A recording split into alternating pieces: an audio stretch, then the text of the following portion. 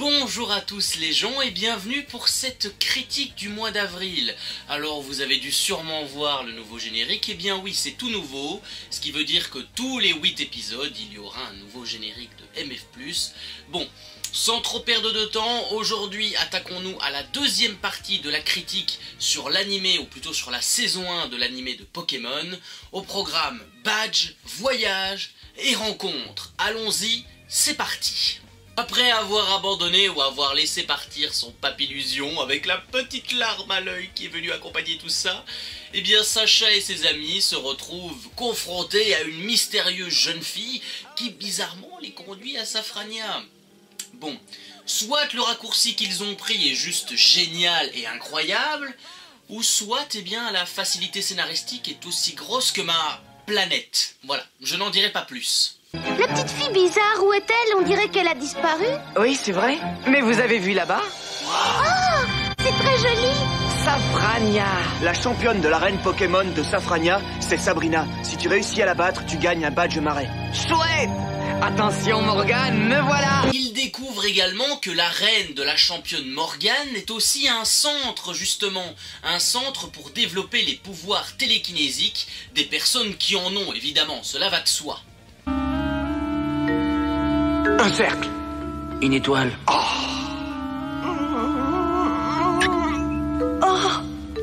Où est-ce qu'on est tombé cette fois? Dites donc les jeunes, qu'est-ce que vous faites ici? D'ailleurs au passage, j'ai un petit avis là-dessus, je ne sais pas quel est le vôtre, mais je trouve que c'est vraiment bien de démontrer ces personnes utilisant l'arène comme une espèce de centre pour développer ses pouvoirs, et non pour attaquer les dresseurs par exemple en combat, parce que dans les jeux, toutes les personnes qui sont dans l'arène affrontent le dresseur. Dans l'animé de Pokémon, c'est pas du tout le cas. Eh bien oui, la petite fille était en fait, je ne sais pas comment on la considère, c'était en réalité une sorte d'espion envoyé par la championne, et nous avons donc la première apparition de la championne Morgane. Alors honnêtement, je trouve que cette fille a une prestance incroyable, et surtout, elle utilise ses pouvoirs télékinésiques à la perfection. Certes, vous allez me dire, c'est une championne un petit peu sadique sur les bords, et encore, quoique, je pense qu'elle est vraiment sadique, mais au final, on se rend compte qu'elle est en parfaite symbiose avec son Pokémon, elle s'entend très bien avec. Il peut se téléporter, génial. Idiot puéril.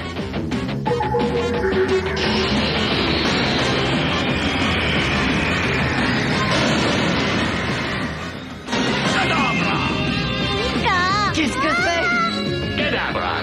Pokémon psychique. Sacha décide donc de déclarer forfait en n'ayant pas d'autre choix que d'assumer son pari. Et par la suite, on se rend compte qu'en fait, Morgane les a rétrécis à la taille, je sais pas moi, 10 cm, la taille d'un jouet. Ça vous laisse un petit peu imaginer le niveau de sa puissance, hein. Je pense même pas qu'elle était encore à son maximum à ce moment-là. Pikachu, tu te sens pas trop mal? Je déclare forfait. Elle est grande pour une petite fille. En fait, je crois que c'est nous qui sommes devenus bien plus petits. Nous avons également l'apparition d'un mystérieux homme à barbe qui les sauve eh bien, de justesse, et il leur explique que pour vaincre Morgane, il faut absolument aller capturer un Pokémon Spectre qui se trouve lui à l'Avant-Ville, qui est justement la ville voisine comme par hasard, et ça tombe très bien. Tu pourrais peut-être gagner, mais il n'y a qu'une seule façon. Il n'y a qu'une autre catégorie de Pokémon qui puisse battre les Pokémon Psy. Si tu captures un Pokémon Spectre de l'Avant-Ville, alors tu auras peut-être une chance. Un Pokémon Spectre venant de l'Avant-Ville. Merci. On peut d'ailleurs se poser quelques petites questions sur ce mystérieux homme, notamment d'où lui viennent tous ses pouvoirs, comment connaît-il tous les coups bas de la championne, et surtout, le plus important, est-ce qu'il a un lien avec elle, est-ce qu'il a quelque chose qui le relie à Morgane? Mais comme vous le savez, Sacha c'est quelqu'un de décidé, de borné, et il décide donc de se rendre à l'Avant-Ville pour capturer le Pokémon Spectre, bien décidé, bien motivé. Mais la Team Rocket est déjà là, parce que oui, et ils sont un petit peu effrayés par un Fantominus farceur. Wow, c'est rien du tout, les fantômes c'est pas méchant, hein? Mais non, c'est pas méchant. On dirait qu'il fait toujours nuit par ici. C'est la tour Pokémon. C'est là que se trouve le Pokémon Spectre. Je trouve la décoration très réussie. Eh bien, Sacha, je crois que le moment est venu de nous montrer que tu es un grand dresseur. On va te laisser régler ça tout seul, d'accord? Je fais une petite parenthèse vite fait dans cette critique. On m'explique comment ils sont arrivés avant eux à la tour. Non, parce que à ce niveau-là, aux dernières nouvelles, ils étaient paralysés comme des arbres. Donc, à moins que la facilité scénaristique explique tout, normalement, Sacha et ses amis auraient dû arriver avant eux, hein, en toute logique. Après mûre réflexion, après avoir bien réfléchi au pour et au contre, nos amis décident de rentrer à l'intérieur de la tour et ils découvrent justement un lieu froid, sombre. Et ce que j'aime par-dessus tout, c'est l'ambiance un petit peu creepy de la tour de l'avant-ville avec une musique en orgue en fond, ce qui rajoute vraiment ce sentiment de sombre et de hanté pour cette tour. Sacha, lui, est toujours bien décidé à capturer ce Pokémon. Eh bien oui, on ne l'a jamais vu aussi décidé, même dans les films, il n'est pas comme ça. Il fait donc tour à tour connaissance avec Spectrum et Ectoplasma, voilà, je l'ai bien dit.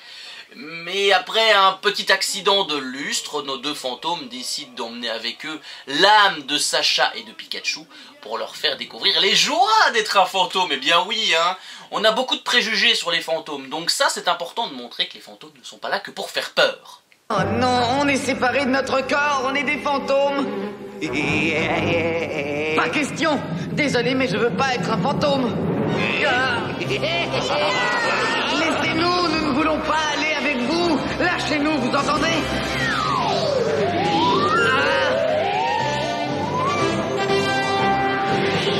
Waouh, quelle vue, c'est magnifique. C'est un moment très touchant de l'épisode, on se rend compte que les trois fantômes cherchaient juste un ami avec qui jouer, avec qui partager leur joie, leur fou rire, un ami pour justement oublier leur solitude éternelle, parce que ces fantômes n'ont jamais vraiment eu de visiteurs dans ces tours et ils ont tout simplement eu envie de s'amuser le temps d'une soirée. C'est aussi simple que ça, vraiment? Vous vouliez juste vous amuser, vous ne vouliez pas faire peur aux gens?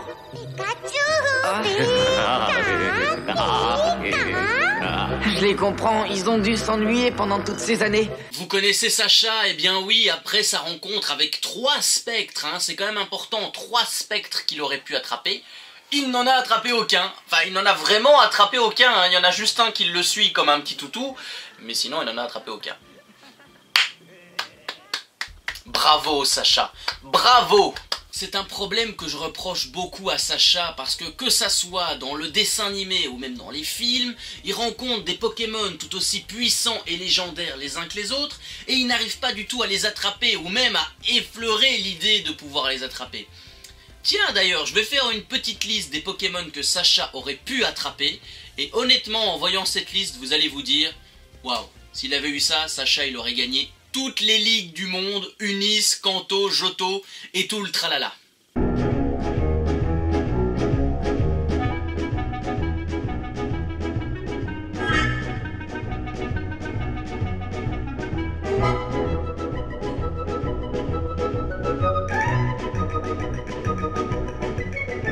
Nous arrivons enfin à l'épisode de la revanche entre Morgane, la maîtresse, et Sacha, non pas le soumis, mais Sacha, celui qui essaye justement de remonter une défaite. Et ce que j'apprécie dans cet épisode, c'est de pouvoir nous démontrer la difficulté de notre jeune héros à surmonter une défaite aussi humiliante, une défaite aussi cuisante. Morgane, me revoici, je suis revenu pour prendre ma revanche. Tu es sûr de vouloir un autre match? Je te rappelle que mon Kadabra a battu ton Pikachu la dernière fois. Tu n'as aucune chance de gagner. Ce qui devait arriver arriva, et bien oui, l'épisode doit durer 23 minutes, donc on ne peut pas faire gagner Sacha en 10 minutes.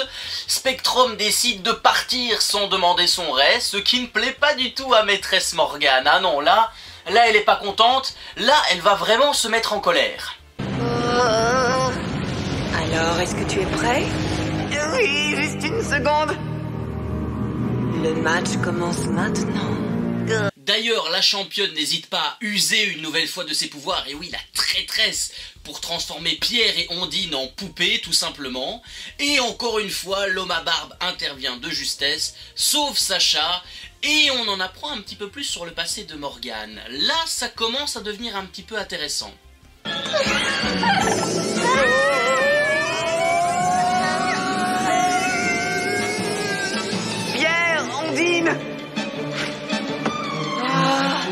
Elle les a transformés en poupées. On réalise qu'en fait, quand Morgane était enfant, elle a carrément tourné le dos à sa famille, tourné le dos à ses parents, afin de mieux développer ses pouvoirs télékinésiques. Et à partir de ce moment-là, il y a eu deux Morgan. Le terrible dresseur Pokémon qui veut du mal à tout le monde et la petite fille solitaire qui cherche désespérément à se faire des amis. Morgan tient toujours une poupée dans ses mains. Elle représente sa véritable personnalité avant qu'elle ne devienne dresseur et qu'elle ne refoule ses propres sentiments. Depuis ce jour, la championne a deux réelles personnalités. La première, la jeune fille cherchant désespérément à se faire des amis, une jeune fille heureuse. Et de l'autre côté, eh bien, on a le dresseur de Pokémon cruel, sombre et froid, en n'ayant qu'une seule obsession, le pouvoir. Mais arrêtez tout, déposez cette part de pizza que vous êtes en train de manger, ou éteignez la télé, ou éteignez Netflix. Eh bien oui, contre toute attente, Spectrum arrive à faire sourire Morgan.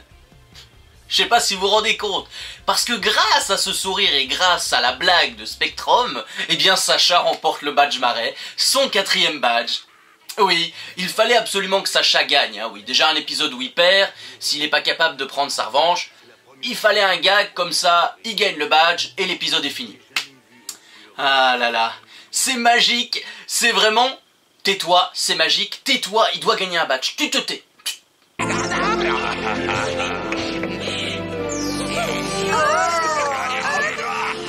Ondine, Pierre. Comme Kadabra n'est plus capable de se battre, je déclare officiellement Pikachu vainqueur du match. Après cette victoire amusante, exactement, je ne sais pas comment l'appeler, une victoire amusante, bien oui, c'est comme ça. Sacha et ses amis se retrouvent à Céladopol, la magnifique ville au parfum. Ah oui, c'est vrai que Céladopol est quand même une belle ville dans le dessin animé, même dans le jeu, je crois. Bizarrement, Sacha se retrouve interdit, je dis bien interdit d'affronter la championne Erika. Et vous connaissez la raison? Eh bien, c'est pour avoir mis en cause l'importance du parfum dans la ville, c'est même pour l'avoir insulté. Bon, il n'a donné que son avis, mais Sacha, tu aurais pu le dire autrement parce que... Oh, le parfum, ça pue. Ben, mec, ils passent leur temps à créer du parfum dans leur arène et toi tu... Oh, ça pue. T'aurais pu être un peu plus souple, un peu plus délicat, Sacha. Je ne vous laisserai pas entrer, même si vous étiez le dernier maître Pokémon sur Terre. Hein? Cette arène refuse l'entrée aux personnes qui disent que le parfum est une arnaque puante. Et pourquoi ça? Nous fabriquons ce parfum nauséabond ici même, dans cette arène. Voilà pourquoi, jeune homme. C'est vous la boule puante. C'est d'ailleurs très bien démontré la façon dont Céladopol met en avant son produit phare, le parfum, et à ce point que c'est un produit phare, la ville a décidé de faire de l'arène, eh bien, une espèce d'usine pour perfectionner ou pour améliorer leur parfum. Donc honnêtement, c'est très bien fait. Dans cet épisode, justement, on a droit à un moment très touchant également, où Erika, la championne, raconte sa rencontre, tout simplement sa rencontre avec son Pokémon Orchid. La championne essaye de nous faire comprendre qu'on ne doit pas juger un Pokémon à la fois sur son apparence ou sur son odeur, qu'on doit l'accepter tel qu'il est. Oui, par contre, Erika, j'ai une question. En revanche, est-ce que ça compte pour Tadmorve? Non, parce que, je suis désolé, Tadmorve, je suis pas sûr que ce Pokémon sente la rose, donc... c'est un peu mitigé, quoi. Un jour, je n'étais encore qu'une petite fille, je me suis perdue et je me suis retrouvée face à face avec un Tadmorve. J'étais effrayée, je ne pouvais même plus bouger. Aide-moi, s'il te plaît. Aide-moi. Mais un épisode sans une intervention encore de la Team Rocket ne serait pas un bon épisode de Pokémon. Soyons honnêtes. Et pire, il provoque même un incendie, ce qui oblige Sacha, ses amis et tout le peuple de l'arène à s'aider, à s'entraider pour justement éteindre le feu et pour sauver justement le parfum. C'est quand même extraordinaire. Et les Pokémon aussi. Attendez, vous ne connaissez pas la meilleure, mais vous ne connaissez pas la dernière? Oh, mais je vais vous la raconter, elle est géniale. Sacha remporte son 5e badge. Oui, alors, la raison... N'êtes pas prêts, n'êtes pas prêts. Bon, ça va, je vais le dire. La raison, c'est pour avoir éteint l'incendie et sauvé les Pokémon. Mise au point. En gage de ma reconnaissance éternelle, je te remets ce badge prisme. Ah, est-ce que je le mérite? Plus que personne, n'est-ce pas, Orchid? Orchid. Merci beaucoup.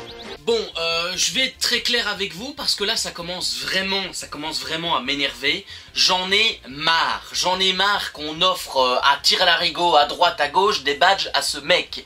Hein, parce que rappelons-nous les faits. On lui offre un badge pour avoir épargné un Onyx. Voilà, je dis ça, je dis rien.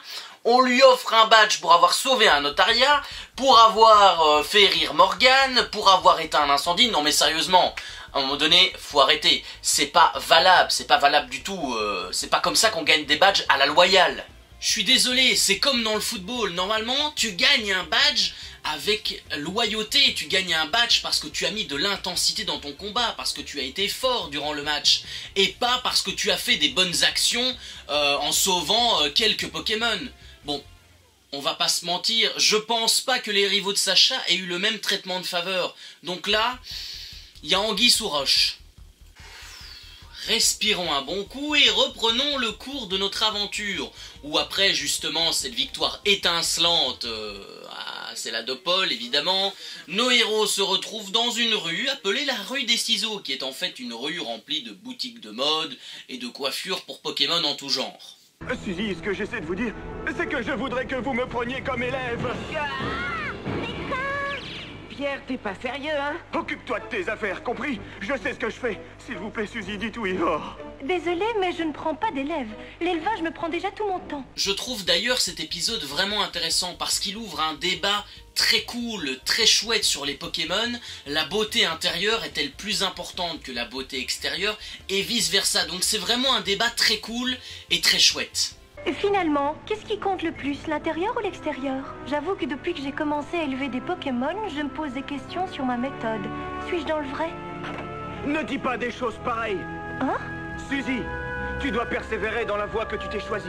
Il faut toujours aller au bout de ce qu'on a au fond de soi. Malheureusement, la Team Rocket était encore une fois derrière le plan de cette nouvelle mode, avec dans l'idée de capturer les Pokémon au nez et à la barbe de leur dresseur, pendant qu'ils se disaient « Oh, c'est génial, mon Pokémon se fait coiffer !» Alors qu'en fait non, ils se faisaient capturer par Jessie et James. Je crois d'ailleurs, sans vraiment me tromper, que c'est un des rares épisodes où on s'intéresse vraiment au plan de la Team Rocket, où on trouve même que le plan est bien élaboré, donc parfois t'as un peu de pitié pour eux quand ils se font battre, mais il faut que la logique soit respectée encore une fois. C'était un plan génial. Phase 1, élaborer une mode pour Pokémon complètement idiote et se faire plein de blé. Phase 2, à chaque fois qu'un dresseur entre avec un Pokémon rare, distraire le dresseur et lui rafler son Pokémon adoré sous le nez. C'est finalement Goopix qui arrive à sauver tout le monde avec son attaque Danse-Flamme qui, bizarrement, est 10 fois plus forte dans le dessin animé que dans le jeu. Parce que Danse-Flamme, dans les jeux Pokémon, ça fait genre 15 points de dégâts. Et 15 points, c'est pas beaucoup. Il est temps que je vous donne une petite leçon d'élevage. Si vous ne vous préoccupez que de la beauté extérieure de votre Pokémon, il perdra sa force. La force d'un Pokémon réside dans son joli minois. Comme le mien! Goopix, Danse-Flamme! Malgré tout le palmarès et tous les titres qu'elle a pu acquérir au fil de sa vie, au fil de son expérience, Suzy se rend compte qu'elle doit encore progresser un petit peu pour vraiment se considérer comme une grande éleveuse de Pokémon, et sur ce, elle décide de confier son Goopix aux mains de Pierre. C'est un passage très émouvant entre Suzy et Pierre, une transmission, peut-être un héritage entre le professeur à l'élève, et très clairement, j'aurais aimé que Suzy revienne un petit peu dans la saison 1, parce que c'est un personnage qui a vraiment de la classe, qui est cool, qui est bien développé, et tu as envie de t'attacher à ce personnage. Je serai très heureuse que tu prennes soin de mon Goopix. Tu es la première personne, à part moi, que Goopix a l'air d'apprécier. Et pour l'instant, je crois que tu es le meilleur qualifié pour élever mon Goopix. Goopix! Oh, merci Suzy, c'est un grand honneur. Sur le chemin menant à Parmanie, nos amis découvrent qu'un chantier est en cours, et ce chantier est d'ailleurs mis à mal par des taupiqueurs qui font beaucoup de dégâts, et je suis d'ailleurs très surpris qu'un si petit Pokémon peut faire autant de dégâts sur un chantier. C'est quand même extraordinaire, non? Moi je suis un peu surpris là. Oh,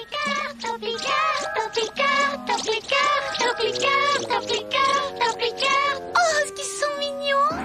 les trouve mignons, toi. Ils nous empêchent de construire ce barrage. Nous avons également le retour inattendu de Régis Chen, et oui, au grand désespoir de Sacha. Ah, quand il l'a vu arriver, dans ses yeux ça a fait... Mince, c'est Régis. Pas lui, s'il vous plaît, pas Régis, pourquoi lui? Désolé, mais tu as dû te tromper d'adresse. Cette invitation est réservée aux meilleurs. Comme moi, Régis du Bourg-Palais. Le numéro 1 des dresseurs de Pokémon. Toi, tu es le 4e. Le 4e? Je ne suis pas d'accord. C'est vrai, Sacha, tu as raison. Comme dresseur, tu es le dernier des derniers. Ce n'est qu'un avis personnel, mais selon moi, Régis est un des meilleurs rivaux de Sacha. Alors non seulement il a une prestance exceptionnelle, c'est vraiment un personnage typique qu'on n'a pas envie d'aimer au début, mais au fil du temps il démontre son intelligence et ses connaissances infinies sur les Pokémon qui l'entourent, donc c'est le meilleur. Je regrette, mais le Taupiqueur n'est pas un Pokémon insecte. Pokémon taupe est la définition qui lui correspondrait le mieux. De plus, vu qu'il mesure 20 cm et qu'il pèse un peu moins d'1 kilo, on ne peut pas le présenter comme le plus grand Pokémon de ce siècle. Il n'y arrivera jamais. Les Taupiqueurs rentrent leur tête à 298 051 km par seconde. Qu'est-ce qu'il dit? La vitesse de la lumière. On comprend que si les Taupiqueurs ont en fait attaqué ou plus ou moins retardé le barrage de dents, je crois que c'est comme ça qu'il s'appelle, le barrage de dents, c'est parce que tout simplement les Taupiqueurs et les Triopiqueurs, habitent juste derrière le barrage dans la forêt. Donc ça se comprend en fait, ils ont juste défendu leur territoire et c'est normal. C'est une très bonne mise en scène. Honnêtement, c'est vraiment une excellente mise en scène pour nous faire comprendre que l'habitat des Pokémon doit être préservé à tout prix et non détruit pour faire des mégapoles ou des grandes villes ou même des barrages. Oh, maintenant je comprends. On doit sûrement se trouver sur leur territoire. Tu crois? Oui, et c'est là qu'ils vivent et travaillent. Les Taupiqueurs creusent le sol et les Tauptrios plantent les arbres. C'est eux qui ont planté tous ces arbres. Et probablement les plantes et les fleurs du monde entier. Notre planète est un jardin magnifique créé par ces adorables Pokémon.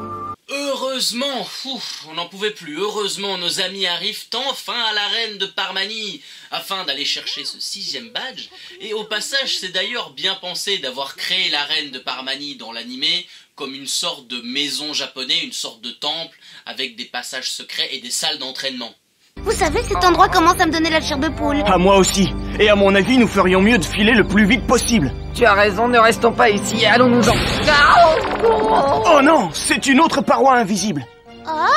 J'ai comme l'impression que quelqu'un nous a tendu un piège. Un piège? Un piège? On a d'ailleurs eu une très belle confrontation entre Sacha et Koga.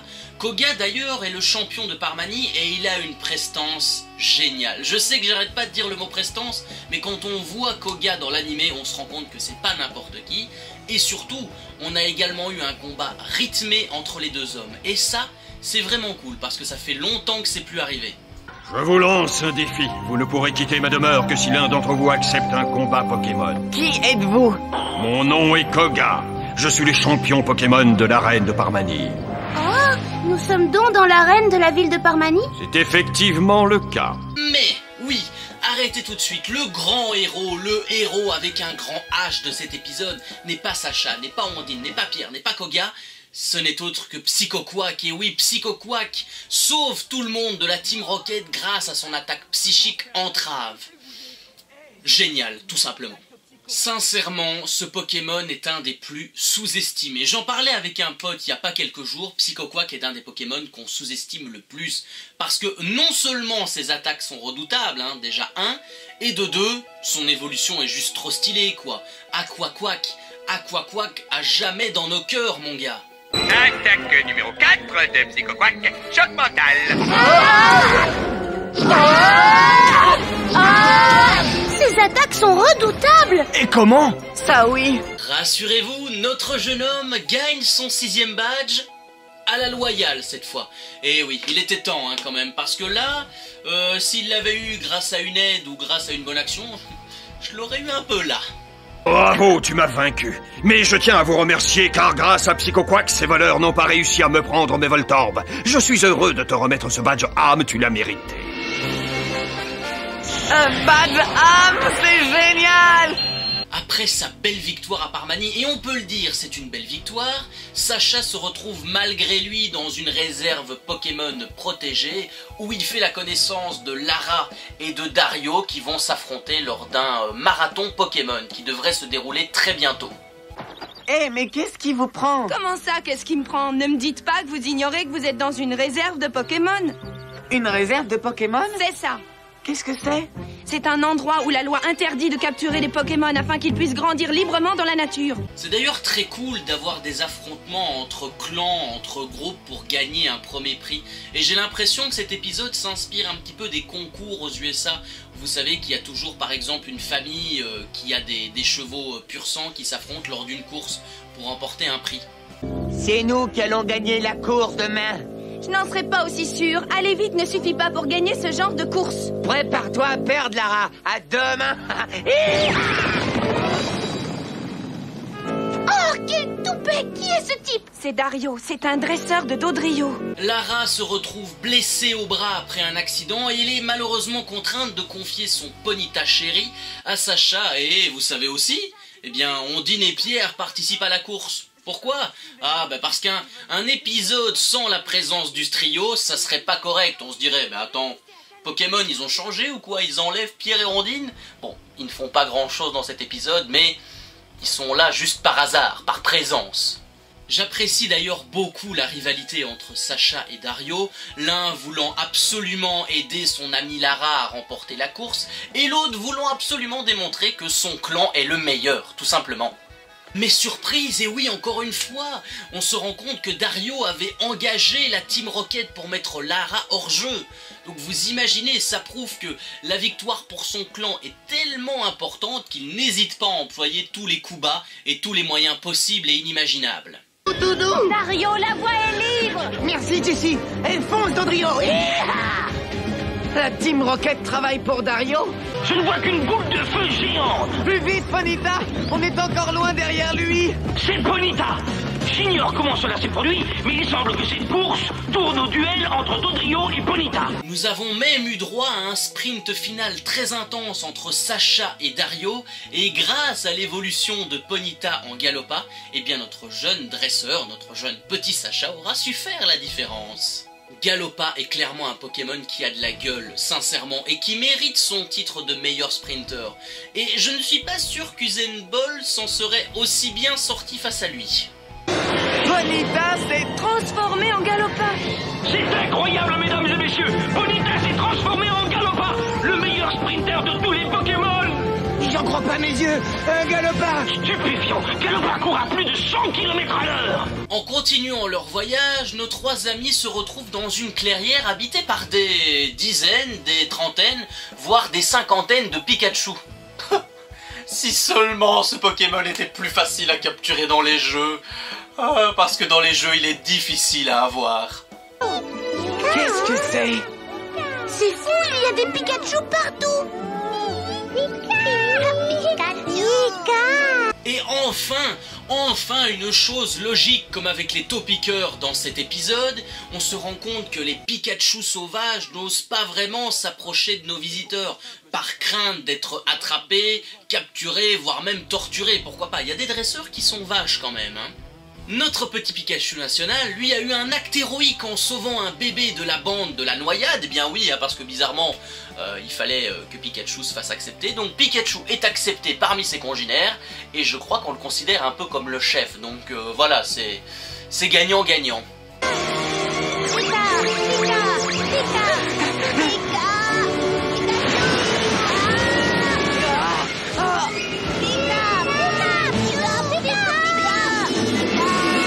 C'est d'ailleurs très rare qu'on nous montre le Pikachu de Sacha aussi heureux de pouvoir se sociabiliser avec d'autres Pokémon de son espèce, c'est très important ça.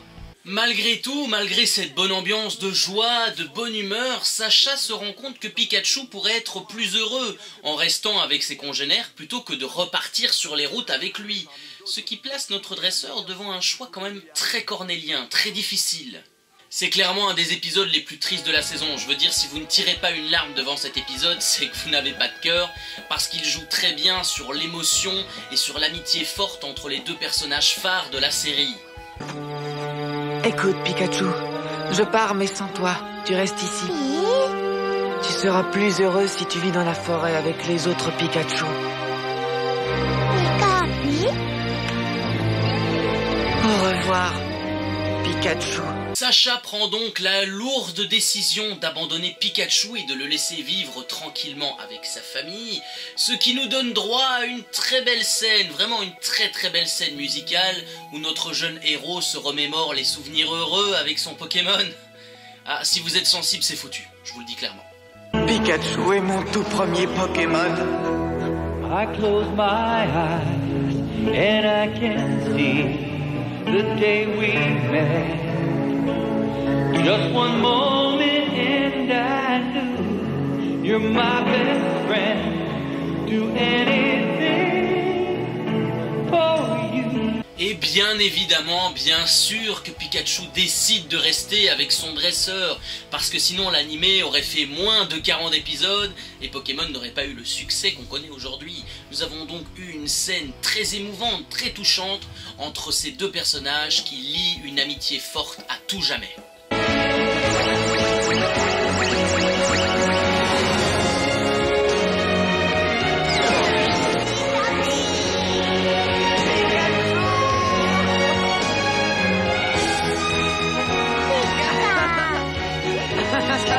Ensuite, nous avons droit à un épisode assez cool, centré sur Evoli et sur ses évolutions, et notamment sur les pierres eau, les pierres feu et les pierres foudre. J'aime d'ailleurs assez bien l'idée de cet épisode, de vouloir nous parler d'Evoli et de ses évolutions tout aussi mystérieuses les unes que les autres. Et d'ailleurs, si vous voulez cette petite information, moi, je trouve que Noctali est une très bonne évolution d'Evoli. Donc voilà, à vous de faire votre débat dans les commentaires. Nous avons donc un petit focus sur Michel, un jeune garçon de 10 ans, qui subit une pression énorme par ses trois frères, qui, comme je vous l'ai dit, lui mettent la pression pour choisir l'évolution idéale pour son Evoli. Donc tous les jours, Michel se fait harceler pour savoir en quoi son Evoli va évoluer. Super l'ambiance à la famille. Oh. Comment as-tu fait pour le perdre? Dorénavant, fais attention. Sinon, tu n'auras aucune chance de devenir dresseur. Michel, tu dis avoir perdu Evoli, mais on l'a trouvé attaché à un arbre. Pourquoi est-ce que vous l'avez ramené? Bon, je commence à comprendre où Pokémon Noir et Blanc a cherché, s'est inspiré pour faire ces trois champions d'OGOS. Bah oui, c'est grâce à ces trois lascars là, hein. Il y a quand même une petite ressemblance, hein, sauf peut-être pour le rouge, mais il y a une ressemblance quand même. Tout le monde est très impatient de voir en quoi tu as décidé de faire évoluer ton Evoli.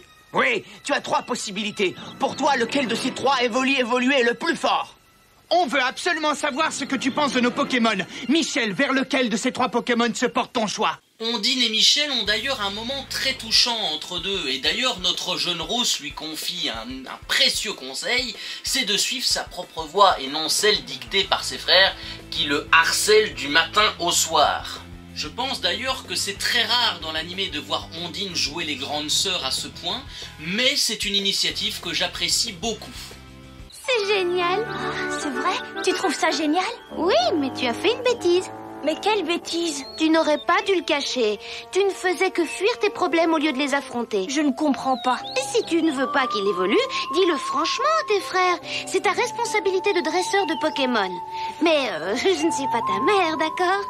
Et contre toute attente, eh bien c'est Michel qui sauve les Pokémon et ses frères grâce à Evoli. Et oui, bah oui, parfois un petit peut faire la différence. Evoli envoie littéralement la Team Rocket sur orbite.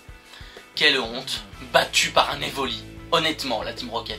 Là, vous baissez encore plus dans mon estime. Evoli, attaque bélier! Qu'est-ce que c'est? Une flèche ou quoi? Attaque charge frénésie!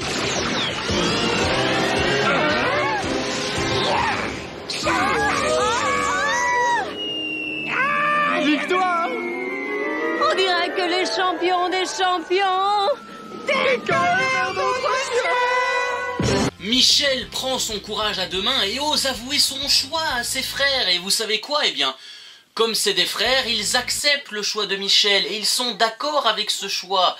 Justement, ils sont d'accord parce que voilà, tant que Michel est heureux dans sa vie, ils seront heureux. Tout ça pour ça, honnêtement, t'aurais pas pu leur dire avant. Là, on vient de perdre peut-être 20 minutes d'épisode pour que tu oses dire la vérité. Bon. tu as 10 ans, donc c'est vrai que c'est difficile d'exprimer tes émotions. Pour terminer tout ça, pour terminer cet épisode en beauté, on fait donc la connaissance de Melvin et de ses neufs. D'ailleurs, Melvin est un magicien nul dans une foire, voilà, je veux dire, même une animation de fête de village, eh bien, ça ne lui irait pas du tout, il n'aurait même pas de succès. J'en ai assez, je démissionne. Je vous en prie, ne partez pas, je vous promets que je vous paierai dès que je le pourrai. Dans ce cas, payez-moi tout de suite. Pour l'instant, c'est impossible, mais je vous assure que dès que les spectateurs paieront, je vous paierai. Le neuf. Personne ne voudra payer pour voir un spectacle aussi minable. Justement, notre magicien à la voix un peu défoncée aimerait bien avoir un peu de succès. Eh bien d'abord commence par t'entraîner, change un petit peu ta voix, tes habits, ta coiffure et après on en reparlera. Après tu pourras venir discuter à la table ronde des meilleurs magiciens, Melvin. Cette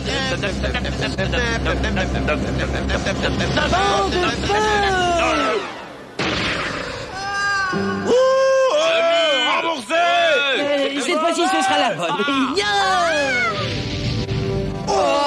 Du feu et encore du feu. Les neufs hypnotisent Sacha afin de lui donner une leçon, parce que oui, les neufs se sont sentis insultés, que Sacha fasse des tours de magie mieux que Melvin, et Melvin, comme petit malandrin, un petit maraud, un petit faquin, il va profiter de la situation pour emmener Sacha en forêt, pour l'aider à capturer tous les noix de coco.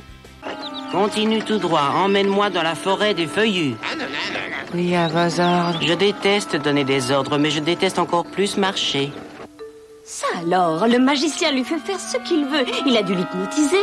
Ce qui me semble louche dans cette histoire, c'est le nombre de Pokéballs utilisés par Melvin. Je veux dire, dans les jeux, il y a une limite. C'est pas 999 la limite de Pokéball, parce que là, on n'est pas loin de la limite. Je crois même qu'on l'a dépassée. Oh là là, maintenant j'ai plein de noix de coco. Et ça suffit, pour l'instant. Oui. Malheureusement, et c'était à prévoir, eh bien oui, c'était à prévoir dans cet épisode, les noix de coco deviennent incontrôlables, parce qu'ils s'hypnotisent entre eux, parce qu'ils sont tellement biais qu'ils arrivent à s'hypnotiser entre eux. Ils détruisent donc tout sur leur passage, des villages, des foires, et ils écrasent même des humains, c'est pour vous dire. La chose positive à retenir de cet épisode, c'est de voir à quel point ce genre de Pokémon peut faire des dégâts. Des dégâts en détruisant une ville, un village ou même une foire. Honnêtement, c'est grave. Coup de théâtre, les amis, coup de théâtre à la foire de Melvin. Salamèche évolue en Reptincelle et sauve tout le monde des noix de coco grâce à son attaque lance-flamme, une attaque terrible, une attaque géniale. Bon, c'est bien, il a évolué, c'est bien, il est devenu puissant. Par contre, son apprentissage, vous le verrez, prendra énormément de temps pour qu'il devienne obéissant comme un petit toutou. Ah, c'est quoi cette drôle de lumière? Il évolue.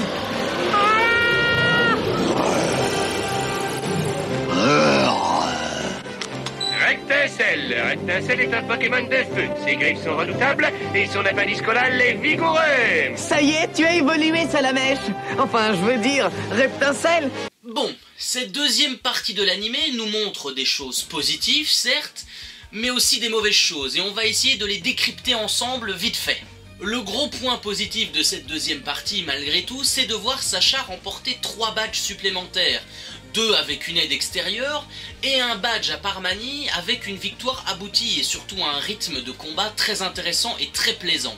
On a également l'apparition de personnages très intéressants avec des personnalités fortes, comme Maîtresse Morgane, qu'on aime tous bien évidemment, Suzy qui fait une brève apparition mais qui a le mérite qu'on s'intéresse vraiment à elle, et surtout on a le retour de Régis qui fait énormément de bien, je dois vous l'avouer, parce qu'on ne l'avait plus vu depuis le début de l'animé, donc ça fait beaucoup d'épisodes.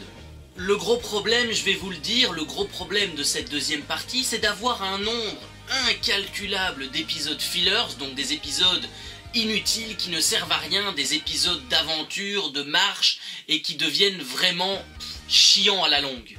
Et c'est un énorme problème pour l'animé de Pokémon en tout genre, que ça soit n'importe quelle saison, c'est d'avoir beaucoup trop d'épisodes de ce genre, qui, selon moi, bloquent le développement de l'histoire, tout simplement. Mais soyons honnêtes, si Pokémon n'avait pas d'épisodes filler comme ça, eh bien les saisons feraient entre 40 et 50 épisodes et pas presque 80 voire 90. Bon, Ça serait plus cool de ne pas en avoir, mais je pense que ça fait partie de l'ADN de Pokémon, ça fait partie de l'histoire, d'avoir des épisodes de voyage et de rencontres avec d'autres personnes, tout simplement aussi, comme je viens de vous le dire.